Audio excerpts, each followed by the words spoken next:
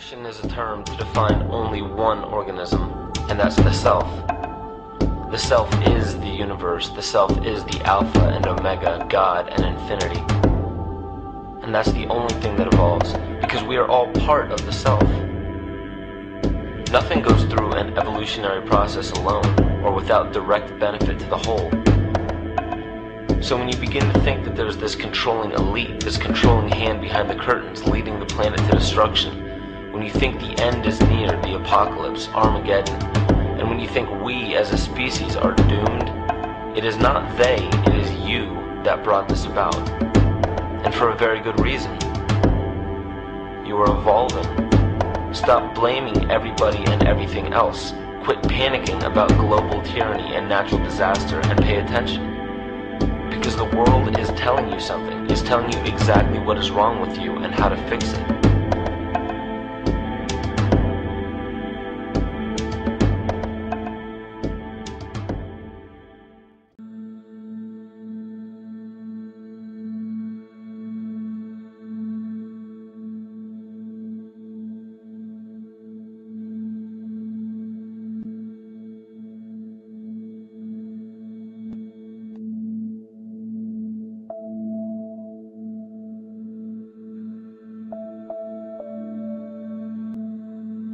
The Earth is believed to have formed 4.6 billion years ago.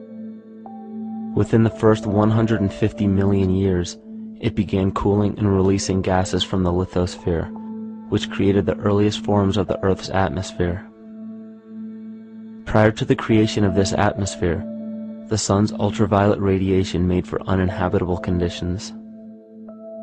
But as the Earth cooled further, water condensed in the atmosphere, and oxygen accumulated, making way for organic compounds. This spawned single-celled organisms, and then plant life. And down through time, the evolutionary chain continued. And then we arrive at a species that does not seem to fit as well as the rest.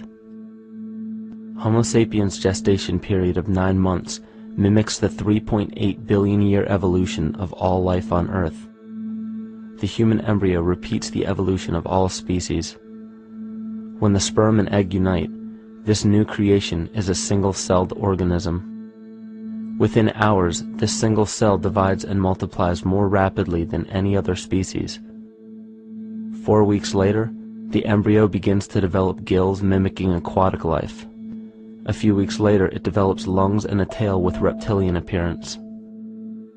From there, a mammal is recognizable, and then onto a primate form. It then sheds its laguna, which is the embryonic fur, and at last shows the characteristics of a human child. The human body is a community of approximately 50 trillion cells. Everything the body does, the cell does as well. Cells have respiratory and excretory systems. They feed, feel, think, and communicate with other cells. Trillions of cells make up a single organism called the human body, and billions of human bodies help make up the organism we call Earth. The Earth has more similarities with the human anatomy than you may think. Earth has its own electromagnetic generation, just like the human body. Research has found that a direct current of electricity flows through perineural cells found around every nerve in the body. These pathways are called energy meridians and have been used in the practice of acupuncture for at least 2,000 years. Dating even farther back is the notion of dragon paths or ley lines in which many megalithic structures and stone monuments were erected, marking the energy meridians of the Earth. These energy meridians are generated by the resonant frequencies of the Earth, called the Schumann waves. Each planetary body has its own resonant frequencies, and is determined by the circumference and diameter, as well as the speed of orbit and rotation. The Earth's resonant frequency starts at 7.83 Hz and ends with the 7th harmonic at 43.2 Hz, correlating with the 7 chakras.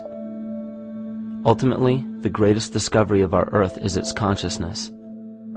A visible attribute of consciousness is an energetic field that governs the shaping of organisms. Morphogenesis is a scientific term to explain this very shaping of tissues, organs, and entire organisms. Consciousness is the creative force of the entire universe. It has been given many names such as God, Yahweh, Krishna, nature, the field, and divinity. The entire universe is in fact a single living, conscious organism with complete awareness of itself. The reason why it may seem difficult to comprehend this is because our understanding is typically limited by our language. When we hear the term conscious organism, we tend to anthropomorphize its definition. By giving it human qualities, we mistakenly look past what an organism truly is in the first place. The definition of an organism is any living thing capable of response to stimuli, reproduction, growth and development, and maintenance of homeostasis as a stable whole. Our universe does all of these things. The consciousness of our universe is responsible for the form and purpose that all matter assumes. The Earth's resonant frequencies are a result of its form. These frequencies are responsible for biological rhythms, such as menstrual and circadian cycles, as well as behavioral and emotional patterns.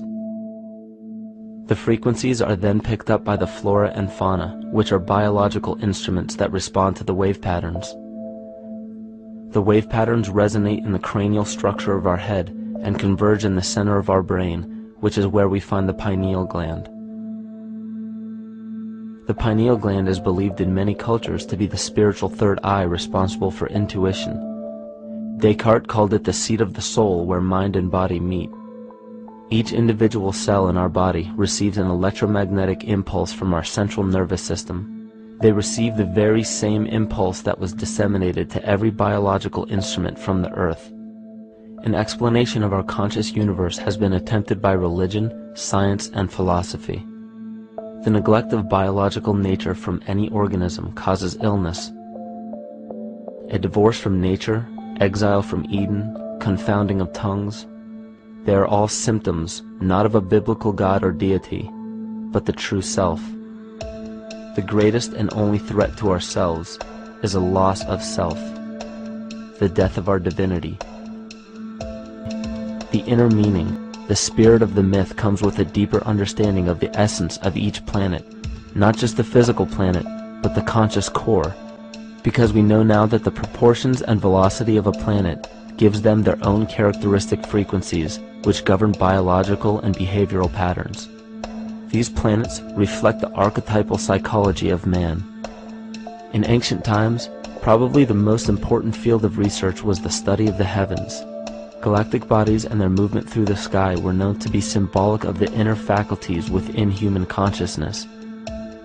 Within all organisms, outdated science has only explained the physical world measured by our five senses. Only in esoteric religions, mysticism, and quantum fields of science are we to find any attempt at explaining where thoughts and emotions fit into the sense-perceptible world. We also understand now that humanity is a community of cells within the organism of the Earth. The Earth, therefore, is a higher organism that shapes our form and function. This higher organism and all other planetary bodies are governed by consciousness, just as we individual humans are. Therefore, the Newtonian belief that galactic bodies are nothing more than lifeless forms floating in space is tantamount to claiming that we humans are nothing more than a composite of elements in motion. We know that this is untrue because we feel, we think, and furthermore we see the result of our consciousness creating what we call life. Plato wrote, "This world is indeed a living being, endowed with a soul and intelligence, a single visible living entity containing all other living entities, which by their nature are all related." Furthermore, the cosmos is a single living creature which contains all living creatures within it. And in an article out of the Sufi journal, the author writes, "The world is a living spiritual being." This was understood by the ancient philosophers and the alchemists who referred to the spiritual essence of the world as the anima mundi, the soul of the world. In scriptures, we hear of the claim that angels guide the inner soulful actions of people, or that the gods wield influence over man. Most ancient spiritual and scientific teachings held the belief that the hierarchies of the gods, angels, archangels, archai, all the way down to the cherubim and the seraphim, are the hierarchies within the human psyche. In this way, we must understand that when the whole of ancient myths and sacred scriptures speak of spiritual influence from a higher being, they were speaking of archetypal forces that are inherent within us, not an influence from an external source. This is where we begin to see the relevance of astrology as an ancient form of science that resurfaced in the 19th and 20th centuries under the name of psychology. Friedrich Nietzsche even stated, "As long as you still experience the stars as something above you, you still lack a viewpoint of knowledge." This is astropsychology and maps the inner faculties of the psyche. In pre-Christian times, there were schools known today as the mystery schools or the mystery religions. The messages encoded in the scriptures and ancient archaeology came from adepts of spiritual science. The intent was to teach the initiates the deeper meaning of these myths. What became later termed as Lucifer, Satan, or the devil was representative of the ego, which rivals the Lord, the representative of the self. The true self is the epicenter of a person's entire being. It is the total sum of everything that we are. The false ego, on the other hand, is the idea and concept we create about ourselves in the course of our lives, which typically excludes any qualities we don't wish to accept about ourselves. However, humanity has been endowed with the freedom to choose either to obey the true self or to give in to the temptation of the vanity and materialism of the false ego. This is the most notable trait that separates man from animal: our freedom of choice, the choice to follow our concepts and ideals or our natural impulses, the choice to sustain nature or to destroy it. This freedom of choice weighs on the fate of the entire organism that we call humanity. Cancer begins with a group of cells within a community that fail to communicate with the conscious signal of the organism. Those cells begin to grow out of control and spread to other areas of the organism. This very disease is evident in our world today. The cancer upon our earth is the domination of our false ego and our divorce from nature. Collectively, among every human, vanity leads to segregation and competition. Competition leads to fear and greed. Greed leads to deceit and immorality. And immorality is the breeding ground for illness, waging war on our earth. Every act of hatred and destructiveness in our world begins with self-hate and self-destructiveness. And it all begins with a breakdown in communication.